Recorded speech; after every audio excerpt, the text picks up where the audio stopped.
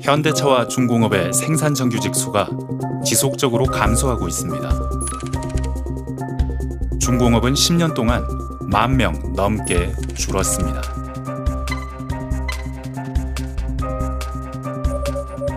현대차는 내년까지 5년간 8,000명 이상이 퇴직하지만 신규 채용은 별로 없습니다.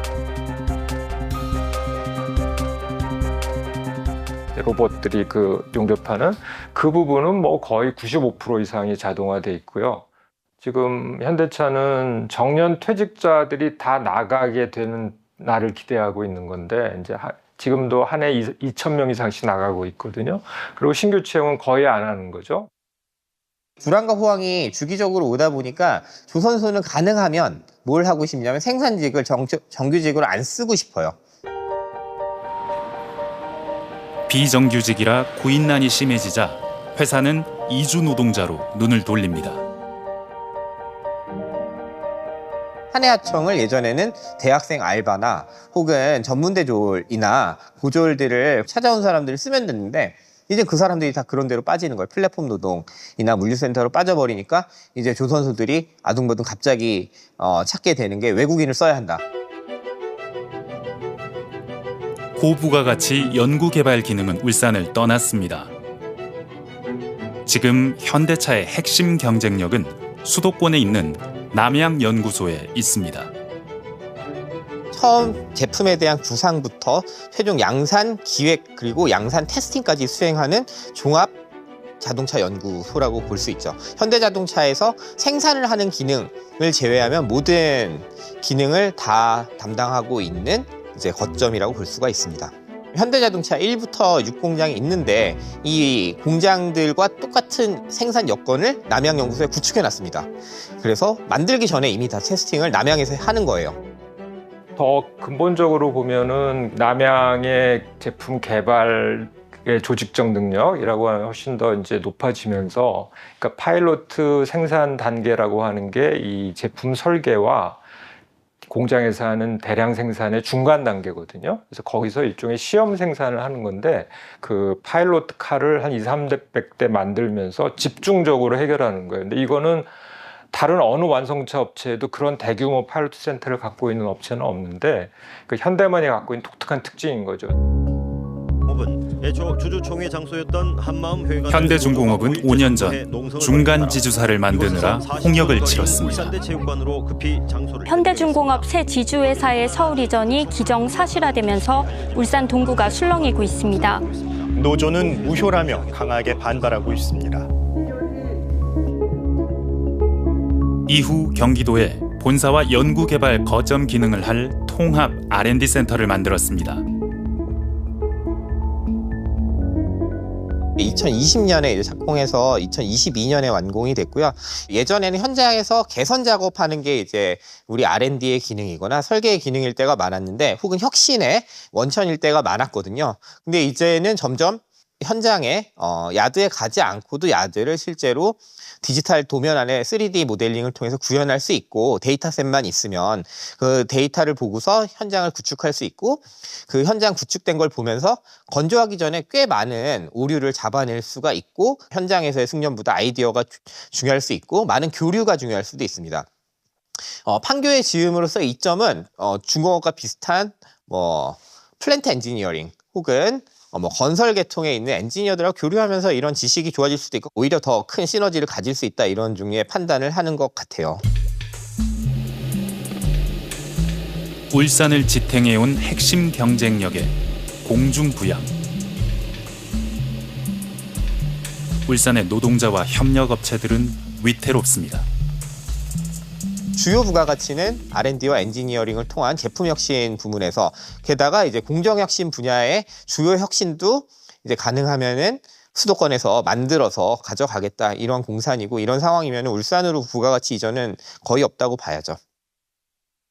울산 공장 같은 경우는 그 생산 물량은 유지가 되겠죠. 그럼 자동화가 계속 진행이 될 것이고 그다음에 그 임률의 격차가 있는 외주화도 진행이 될 것이고 이제 그렇게 되면서 그 일자리의 숫자 자체는 감소하고 일자리가 있다고 하더라도 덜 좋은 좀 대우가 나쁜 일자리들은 존속하게 될 것이고 이제 그런 의미로 그 단순 제조 기지로서의 위상이 훨씬 더 강화되는 그런 미래가 기다리고 있지 않을까 싶습니다. 2015년은 여러모로 분기점입니다.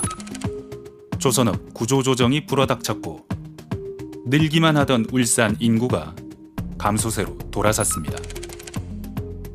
한번 줄기 시작한 인구는 조선업 호황이 돌아왔다는데도 계속 줄기만 합니다. 정점 대비 7만 명 줄었습니다.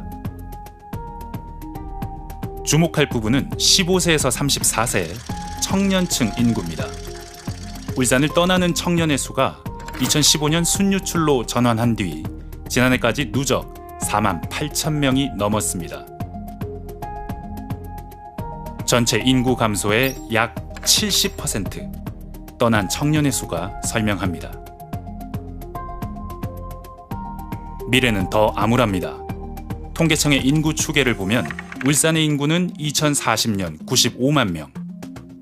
광역시 타이틀은 반납할 처지입니다. 줄어드는 속도가 전국에서 가장 빠릅니다. 의아한 점은 합계 출산율이 0.8이 넘는 울산이 그보다 낮은 서울이나 경기도보다 인구 감소가 훨씬 빠르다는 사실입니다. 출산율 높다고 좋아할 거 하나도 없다입니다. 실제 태어나는 아기의 숫자를 보셔야 되고 실제 태어나는 아기의 숫자는 여성의 숫자로부터 나옵니다. 여성이 떠나는 동네는요, 미래가 없어요. 거기는 앞으로 태어나는 아기의 숫자도 줄어들 수밖에 없습니다.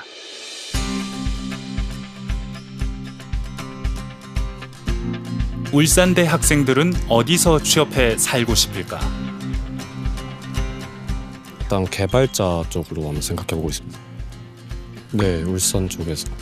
저는 방송작가 쪽으로 생각을 하고 있어가지고 그래서 최대한 서울로 가고 싶다고 생각을 하고 있어요.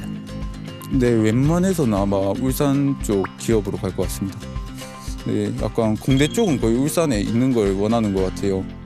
제약회사 같은 경우는 울산에 잘 없어가지고 저는 울산 말고 다른 지역에서 취직을 저는 약간 서울 쪽이면 좋을 것 같아요. 수도권 대학도 붙었었는데 그냥 울산이 취직하기도 쉽고 그다음에 임금도 다른 데보다 높고 그래서 울산에서 취직하고 싶어서 울산 들어왔어요. 공대 그리고 남학생들은 울산에 남겠다는 비율이 높지만 인문 사회계열 또 여학생들은 반대입니다.